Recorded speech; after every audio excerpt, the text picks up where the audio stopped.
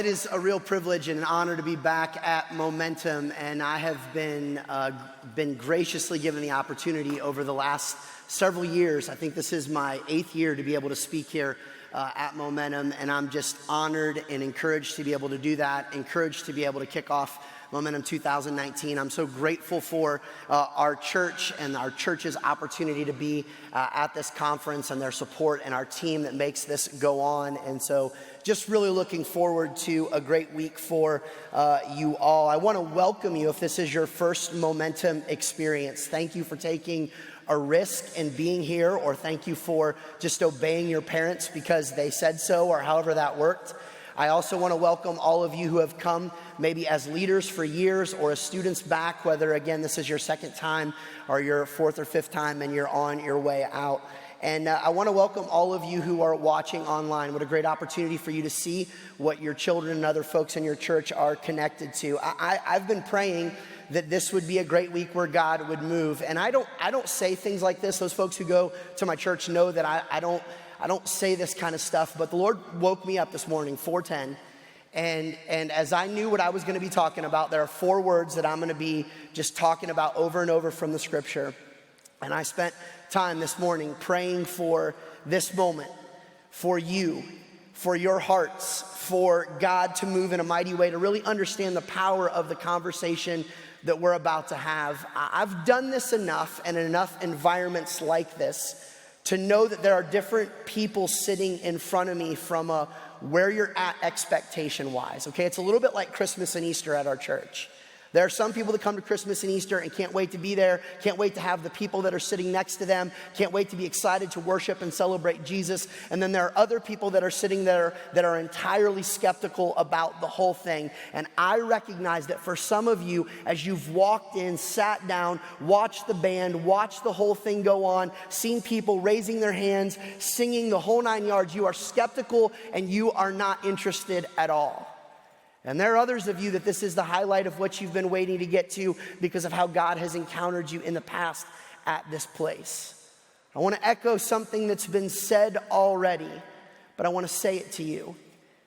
I need you in this space right now and for the rest of the week. You're here to just say, God, if you're real or I know you're real, interact with me.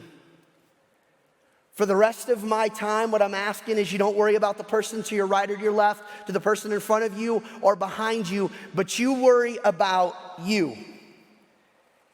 And you really open your heart to say, God, move and speak to me in a very real way. I want to hear from you. As we go through this week, you're going to hear a lot about this idea of the reason. And you're going to hear people talk about hope connected to the reason and how you share the reason and how you make sure you proclaim the reason and how you engage the reason in various environments. You're going to hear people talk about the implications of the reason. But I have been given the task as I introduce the theme and the idea of the reason to make sure that we actually start before the reason. There was a movie, I'll date myself, in the 80s that I was watching with my mom and dad, and I remember the movie had to do with the automotive industry, and at the time there was a lot of misunderstandings and confusion and questions about what was America's role with other countries in car manufacturing, specifically the Japanese. And so there was this movie that came out, and in this movie, this company is taken over by a Japanese organization, and there's some questions about, are they going to be able to make the cars, and who's going to run the company, and how's it all going to play out? And there's this scene where the Americans need to prove to the Japanese that they can make the cars, they can make them fast, they can put them out, and they can do what they need to do. So they just go to work, and they start making these cars, and they're moving through them, and they've got to get to this certain number. But something happened where they weren't able to move fast enough, so they started making cars and producing them and putting them out saying they were finished, only there was one minor problem in the car. There was no engine. Well, that's kind of an important part to the car. The car will not work without the engine. I think with good intentions, even churches like my own and conferences like this have desired to produce disciples of Jesus Christ, but in the process of trying to do it with our themes and our events and our moments, we've sometimes forgot to give you the engine. And tonight we've got to make sure that the engine is actually inside of all of us, because the engine is what precedes the reason. We've got to make sure we have the thing inside of us that we actually have to defend, or that we actually have to proclaim, or that we actually have to talk about. We have to make sure it's inside of us. With that in mind, I'll just start here as we look at the verse that we're going to look at in a moment. The end of the verse is going to say that you need to be able to give a reason for the hope that is inside of you personally. Here's what I know about being able to defend something. You will never have a public reason to defend something that hasn't first become personal to you. You'll never have a public reason to defend something that hasn't first become personal to you. Some of you are binge watchers of Netflix or Hulu, and you're all into Stranger Things, or you're all into The Office. And so you go all in and you watch, and then when someone at school asks you what you're watching, you tell them, and then you give them a laundry list of reasons why they should watch Stranger Things or The Office or whatever it is that you're watching. But here's what's true. You would never have that laundry list of reasons had you not actually watched the show. Because you can't give a public defense of something that you haven't experienced personally. Fear so often in our churches and in our conferences. There are people that are put together with windshields and trunks and seats and radios, but no engine. Today we look at 4 simple words that start our scripture for the reason. I would ask you to turn to or turn on your Bible to that verse in 1 Peter chapter 3. In 1 Peter chapter 3, Peter is communicating to a group of people who are in a culture that is fighting against their faith. Now, I want to say a couple things about that very quickly. One is, it is becoming more challenging to be a Christian in our culture. To be honest, there's not an advantage to being a Christian in America particularly, or in North America. You can be shamed and pushed away and people look down on you. But I would be careful to say that being a Christian, being hard, equals persecution. But what I will tell you is that more than any other time in human history, there are really people in our world who are being persecuted for their faith. People who are dying for the name of Jesus. People who are suffering. People who are struggling. And I'll say to you, as you move forward from your middle school to high school to college environments and into your careers, you're going to find that it's continually harder and harder to live for Christ. And in 1 Peter chapter 3, verse 13, he says this, as before we get to our verse: who is going to harm you if you are eager to do good? But even if you suffer for what is right, you are blessed.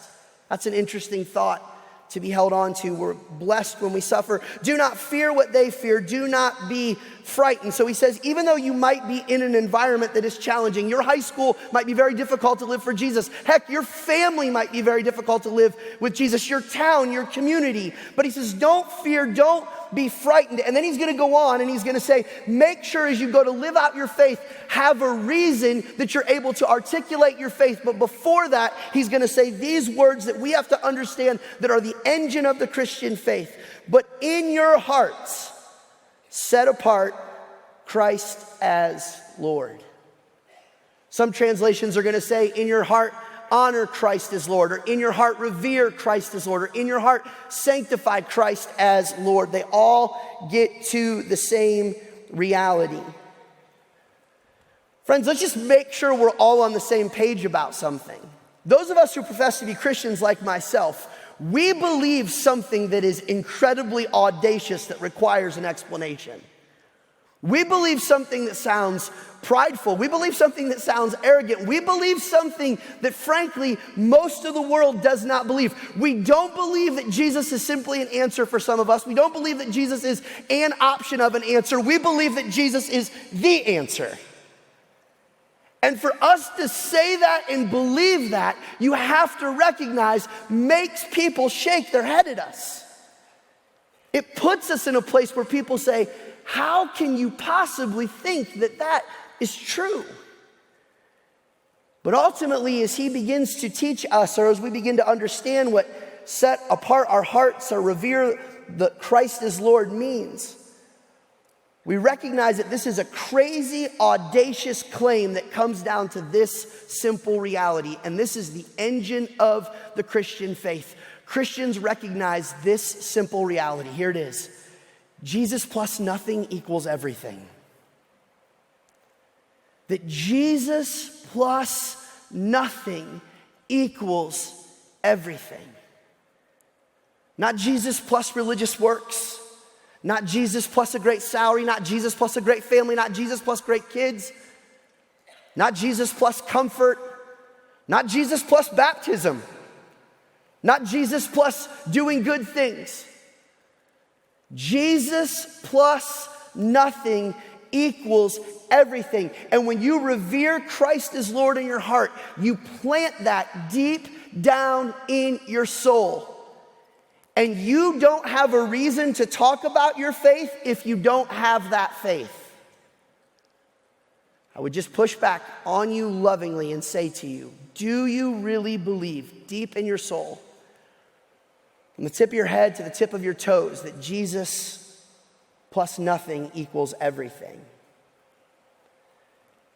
And what happens because of that is this. We as Christians behave as though God is above all because we believe God is above all. I'll say that again. We behave in response that God is above all because we believe God is above all. And so we say, Jesus plus nothing equals everything. I want to break these words down for us of revere Christ as Lord, or set apart Christ as Lord. And I want you to ask these things personally. Where are you at with them? It's one thing to say Jesus is an answer for others, but is he your answer? And it begins with revere Christ as Lord. Let's talk about what revere means to make sure we get that Jesus plus nothing equals everything. Here's the first reality of what revere means. It means we have a recognition of the proper perspective of God. We have a recognition of the proper perspective of God. I've been a pastor now for 15 years. I've been a Christian for 27. And one of the things I've learned is that familiarity is at odds with things being spectacular. The more you see them or hear them or know them, the more you just get used to them. The more you're around things that are incredible, the more you just take those things for granted. And so we say sentences like this in church: Jesus is above everything, and we all nod our heads. Jesus is great. Jesus is awesome. God is incredible. And we sort of go, yeah. But to revere means to set apart, to hold above, to make something different, to make something unique, to say nothing is like it, to say something is above other things. It's his reverence in the fact of the way we think about even the name of God. I mean, come on, this is not like a spanking or yell at you moment, but how many of us simply say the phrase OMG without even considering the reality of God and who he is? Rather than revering the name of God, like holding it in high regard. How many of us think about the character of God? That God is perfect. God is holy. God has never sinned. He's never done anything wrong. You and I didn't make it to breakfast before we screwed that up. God's character, God's name, God's works. The entire person of God is more than we will ever understand for being great. It's why we worship, and it's how we are affected in our worship and what we say and demonstrate to God. I heard a person say one time, you should never use the word awesome unless it's in connection to God. And for a long time, I thought that was really cheesy and a little bit over the top. But the longer I'm a Christian, the longer I'm a pastor, I wonder if we've done a disservice at times. You know, hype shows up in our culture all the time. Hype for an ESPN ad promoting a big basketball game or a big football game. Hype that's promoting the next Avengers movie. Hype from your friends about the new girl that came in from the school down the street and how cute she is and how they tell you that over the lunch table. Hype about a great college that you should go to. I remember when I was in the early 90s when rap was first started getting big, and I don't know if this is true, but every rapper had a hype man. And the hype man was the guy who was behind the DJ booth, and all he would do is he would go, yeah, what he said. He's awesome. And his entire job was to make you feel good about the person in front of you, the rapper.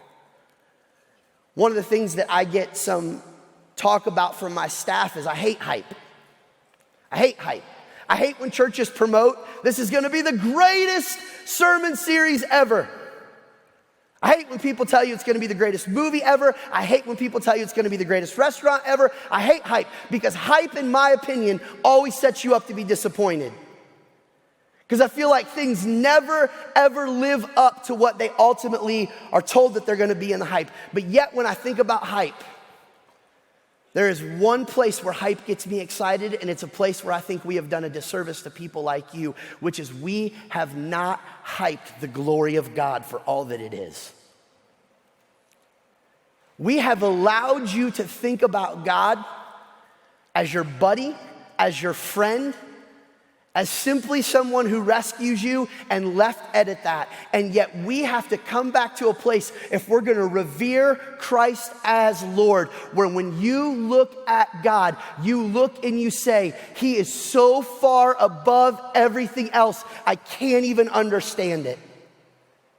His creativity, His majesty, His sovereignty, His holiness, His greatness, His beauty, His transcendence. And every single one of us, when we revere God and we get a proper recognition of who He is, we become hype men for God. People where we walk around and we're like, no, if you could see it, if you could understand it, man, you would begin to worship Him. I dare to say that one of the biggest problems people like me have, and maybe you have, is that the God that we worship is too small. We need to get better at hyping up the reality of God. And Peter says, before you ever get to the reason, you better revere God. You better have a perspective that He is greater than, bigger than, above all things. I say this almost every single year when I come and talk to you, but it's so important that we remember it when we think about the idea of revering. Friends, let me tell you the most important lesson in life as it relates to following God. Following God is not about you, it's about Him. It's about Him and His glory and His fame and His name and His character and His works and what He's doing. And you and I are not the center of the universe, He is. And when we revere, we step back and we see He is incredible. I was reminded of this not that long ago. I was on vacation and I was out fishing early in the morning. And I've had this happen many times where I go on vacation. I bass fish, and there is this eagle, these few bald eagles that live near where we vacation at the lake. And I've had it happen, and it happened a couple weeks ago, where I'm fishing, and then all of a sudden the eagle comes out, and he spreads his wings, and he comes down, and he goes hunting, and he goes down to the water, and he spreads out his talons, and he picks up a bass, and he takes it up into the sky and gets ready to munch on it. And I watch it every time, and I'm like, that is awesome. And every time I think the same thing. God is able to manage all of creation in a way that it works. He keeps the sun and the earth on an axis connected in a way that everything flows. I can barely keep my children's goldfish alive for a week.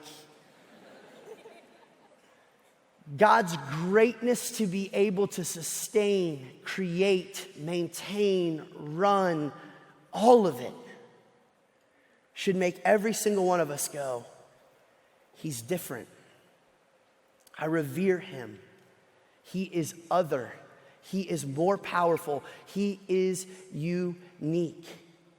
Before you ever get to the reason that you defend, you have to start with revere, set apart, honor, see God as big. And then he says, not just to revere in a generic sense, to revere Christ.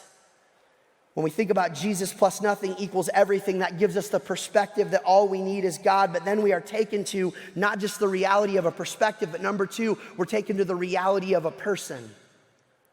The reality of a person, the person of Jesus. Revere Christ. You know, if you're one of those people that's a skeptic that doesn't really believe Jesus Christ was a real human being, I would simply say to you in love, you're on the wrong side of academics. Academic scholarship would say Jesus Christ was a real person. Even people who are very far from God and want nothing to do with God believe that Jesus lived, and that he lived at the time that people like me would believe he lived. And they would believe he came and he taught things, and he even did things that people recorded as miracles. People believe that. People who are far from God would say those things. But ultimately, we don't just believe in a person or a great teacher or a great leader or even a great martyr. We hear this story about grace and truth fully put in a body. We hear this story about Jesus who never sinned. We hear this story about him being the Christ, the one who has come to rescue us. We hear this story that he's going to die and resurrect and eventually come back and then ascend to the Father and send the Spirit and eventually come back as King of Kings and Lord of Lords. And we wonder, can it be true? You know, an event can make us move from being skeptical about someone's reality to actually saying that reality is true for them. When I was in my younger years as a young adult, pre-marriage, pre-kids, I used to hang out with this group of guys pretty regularly on Tuesday night, and we would frequent different restaurants. And this one particular time, we went to this place in Columbus that on Tuesday night, it's all you can eat wings. And so, as boys will be boys, as we started to engage the evening, people started to dare one another how many wings they could eat. And one of the guys said to me, "Can you eat 50 wings in 45 minutes, Keith?" And I don't say no to many challenges, and I love wings, so I said yes. That's a lot of wings in a short amount of time, and so we decided to have a little wager on it, and the wager went like this. If I did it, he had to buy my dinner. If I didn't do it, I had to buy his dinner. Well, then some of the other guys around the table started to think, can Keith do this? Will he be able to do this? Can he actually eat all these wings? And so I said, well, if you want to support me and you believe in it, then jump in and put some skin in the game and we'll see what happens. And if I don't do it, then I got to buy your meal too. But if I do it, then he's got to buy your meal. Who's in, who wants to come along, and he's got to vouch for you. And so we started to go. And I remember as they were debating on what was going on, one of my friends in this completely superficial moment asked me a very serious question the way he asked it. He looked at me and he said, Keith, can you eat the wings? And I looked at him and I said, I will eat the wings. I believe it was about 41 minutes and 52-ish wings later, I consumed all of the wings. I burped up ranch for about 2 straight days after that. I remember my friend, after we were done, before we got the checks, he looked at me and he said something that felt so weird, but he said to me, he said, I will never, ever doubt you when you say you can do something again. And I was like, it was just wings. And yet somehow in that moment, because I had fulfilled what I told him I was going to do, he suddenly was a believer and was supportive of me. I tell you that story to tell you this. Jesus Christ at the cross told you that he wanted to save you. But in the empty tomb, he proved that he could.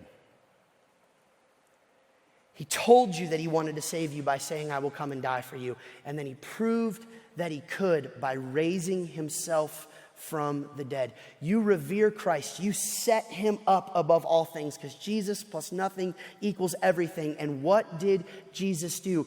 Jesus came and he willingly laid down his life. No one took it. He gave his life for you. Lived the life you couldn't live. Died the death that you and I should have died in our place. Went into a tomb and 3 days later overcame sin and the devil and death and rose again so that we could have life. And when you understand that, you recognize you don't lead into religion or good works or to anything else, but you revere Jesus Christ who came for you. Revere Christ. The person who rescued you from hell, if you will set your heart in that direction. Before you ever get to the reason, you have to have the engine, which is that you revere Christ. Not that you revere church, not that you revere the idea of being a better person, not that you revere morality, not even that you revere the Bible. That you revere Christ. Because Jesus plus nothing equals everything. And before you get to the reason, you better have the posture. And we behave as though Jesus is above all because we believe he is above all. And we believe that because he came, he lived, he died, and he rose. Why is it that we believe God will interact with you in a week like this? Because we believe he's alive. And he can speak to you and change you. He says, revere Christ. Set apart, have a proper perspective for the person of Jesus and what he's done. But he doesn't just say stop there. He says revere Christ as Lord. The third reality when you recognize that Jesus plus nothing equals everything is first the reality of a proper perspective and second the reality of a person. But the third thing that happens is the reality of a response of his people. A reality of the response of his people. When you revere Christ as Lord, you engage God as Lord. Now see, some of you are all about the first part of this. Yep, I'm willing to see God as different. I'm willing to recognize that he died for me. But now we move to the place where it says this. You revere Christ as Lord. The word that's used in that language right there is a word that means, listen to me, Jesus is your master. He's your king. He's the one who's in control. He's the one who is above all things. He's the one who makes the rules. He's the one that says, if you believe this and Jesus says this, you're wrong. He's the one that now guides and directs your life. He's the one that leads you. He's the one that you worship. He's the one that you follow. He says to follow me, you go all in. Please listen to me, Momentum. There is no such thing as a casual Christian. It doesn't exist. There is no such thing as a person who says, I will follow Jesus kind of. To revere Christ as Lord, you say, I see you as set apart. I see you above everything. I see you as the one who died for me and rescued me. And now my life is given to you completely. There's an old preaching parable that says that a chicken and a pig were walking down the street and they passed a store. And the sign on the store said, need bacon and need eggs. And the chicken looks at the pig and says, why don't we help them out? I'll give them the eggs, you give them the bacon. And the pig looks back at the chicken and he says, you know what? I'm not going to take that deal because for you, it's a donation. For me, it's an all-in endeavor. I think there are some of us that think we can revere Christ halfway, rather than recognizing it is an all-in endeavor. Every part of me is surrendered to God. For those of you that would say you're not Christians, I would just press to you and say, you need to make sure your eternity is surrendered and connected to God and that you have seen him as Lord, seen him as Christ, and then begun to follow him. For those of you who would say you're Christians, I would ask, are you revering the Lord and following him in your purity and your integrity? I mean, it sounds like so works-oriented faith, but you recognize Christians don't cheat in their school. You don't cheat on your homework. Why? Because it's part of your character. It's part of honoring God, and it's part of living under him as Lord. Are you revering God in the way you talk about people or to people with your words? Are you revering God in your future plans? Maybe you know God is calling you to not go to that school or to take that step into that thing, but you don't want to listen to him as Lord because you only want to go so far with your faith. Are you revering God as Lord, Christ as Lord, as it relates to your anxiety, to your depression, to your fear, to your sexuality, to your identity, where you've said, you are above all things. You plus nothing equals everything. And I know that you saved me and you're the Christ, but you're also Lord, and so it's yours. What part of your lives are you not revering Christ as Lord? Are you still holding back? Before you get to the reason that you're going to defend, before you get to the reason that gives you hope, you step back, and the engine in the car is that, listen, you don't need to defend the Christian faith if you're not yet a Christian. How do you know you're a Christian? Do you revere Christ as Lord? That he plus nothing equals everything. That you behave as though he is above all because you believe he is above all. Do you really come to the place where there's only one true God? And that true God showed up in the flesh and died for you on your behalf. And then afterwards, he rose again and sent his Spirit, and his Spirit guides you to be the church. And as he does, you fall and live in submission to him. Good submission, where you recognize the boundaries he puts on your life are the best things for you. Now you hear all this. And simply put, listen to me, there are only two responses. There's not any other doors. There are two doors to this reality. In fact, we see these two doors show up in a place in Scripture that's rather unique. Jesus is dying for our sins, and he's on the cross, and we know that Jesus didn't die alone, but that two other folks died next to him, thieves or criminals. And as Jesus interacts with them, we see the words that these criminals speak to Jesus in Luke chapter 23. One of the criminals who hung there hurled insults at him. "Aren't you the Christ? Save yourself and save us." One of them looks and says, in mockery, in scorn, "I don't believe you are who you say you are. And because of that, I'm going to look at you with selfishness in my soul." And his position towards Jesus is rejection. He looks at him, he says, yeah, all these people supposedly have been saying that you could save other people. If that was true, you'd save us. And while you're at it, why don't you save me? Let me tell you something, friends, in love. When your eyes are off of God, that means you're on yourself. And the moment you walk away from revering God means that you become in a place of self-sufficiency, and you're going to start asking questions like, what's in it for me? And the thief simply says, in rejection of this idea that he could save him, yeah, why don't you save us? I know you can't. And looks at him and rejects him. But there was another thief, another criminal. But the other criminal rebuked him. "Don't you fear God?" He looks at him, he's like, wait a minute. Don't you see? Don't you think about what's about to happen? We're about to die. Have you not considered the reality of what's next?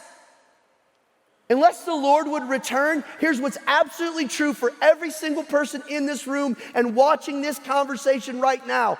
You are going to die. You are. And he says, don't you fear what's next? And then he goes on and he says, we're under the same sentence. We're about to die, and we're punished justly. We're getting what our deeds deserve. He says, we are guilty. He recognizes his condition. And then he begins to do some math. I've heard the way this Jesus talked to those people that were crucifying. I've heard about his miracles. I've watched his posture as he's engaged this entire process. I've seen what he's done. And he begins to look and he begins to think, maybe he is the Christ, the Lord I should revere. And then he moves to the one place that we should all move to when we say we revere Christ as Lord.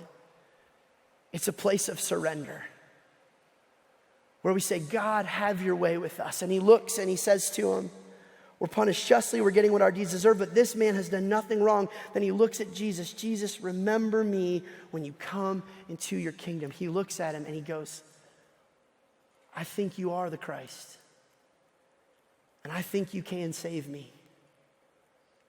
So I just put my life in your hands. I just lean into you and surrender into you. Friends, there's two doors: rejection of Jesus or reverence to Jesus. Rejection will leave you at the center of your own life, having to be God.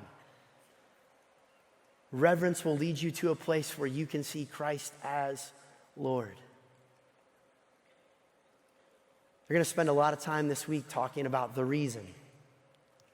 The reason to defend this idea that I'm a Christian and that Jesus plus nothing equals everything. My simple question for you is, which thief are you? Are you the thief that honestly your life reflects that you're living in the rejection of Christ as Lord? Or are you the one who says in reverence, Jesus, I commit my life into your hands, I trust you? And please don't play the game that because you've grown up in church or you've been around church or you've been to a conference like this a lot of times, that you are revering Christ as Lord. But to ask yourself honestly, am I revering Christ as Lord? The perspective that he's above all. The person who came and died for me. And my response is to follow him as Lord and God. In our culture, you can pretty much project whatever image of yourself you want to project. We have mastered the ability to filter who we are to other people. You can take a picture and you can clean it up with light and you can clean it up with shading and you can crop it and you can edit it and you can filter that picture to be something that it never really was. You can take an Instagram account and create a Finsta account and be fake as you want. You can take a burner account on Twitter and you can post things that you would never have the guts to say to anyone else in person or even from your other Twitter account because you just want to have a different personality. You can completely live in a world today of make-believe. You can pretend as much as you want to pretend. And you can fool me. You can fool your friends. You can fool your youth pastor. You can fool your parents. But you'll never fool God. Do you revere Christ as Lord? And so here's the thing that I would ask for the rest of the week that you would just be honest about. Would you just interact with the real you with God this week? Listen to me. God can't change the you that you're pretending to be. If you're living in hypocrisy, he knows. Just go to him as the hypocrite. If you're living in doubt, go to him as the doubter. If you're living in confidence that Jesus plus nothing equals everything, then go to him in that.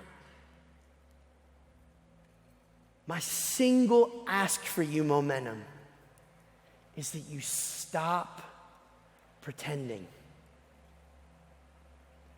That you interact with God this week in a very real way where you just say, God, here is who I am in all of my faults and all of my warts and all of my questions. You're not going to run God off. He's not afraid of those questions. And he certainly doesn't regret dying for you. Friends, all of life comes down to one question. Who is Jesus Christ? And your answer to that question will determine everything. The way you live now and where you spend eternity. And there are two doors: rejection and reverence. And the reason flows from the idea that you would say Jesus plus nothing equals everything because I revere Christ as Lord. Can I ask you to pray with me?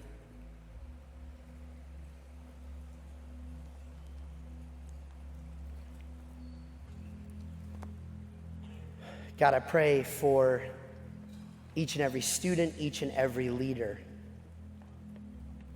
as they hear about how to share their faith, the importance of defending their faith and proclaiming their faith. Jesus, I pray that they have a faith, that they have set deep in their heart a perspective that you are above everything else. That they have recognized the person of Christ that came and died for them in their place. And they have responded to you as Lord and authority. God, I pray that each student, each adult would stop pretending, stop fabricating, stop filtering, and would just go to you as they are, in all of their good and all of their bad, and say, God, have your way. Reveal, show me, teach me.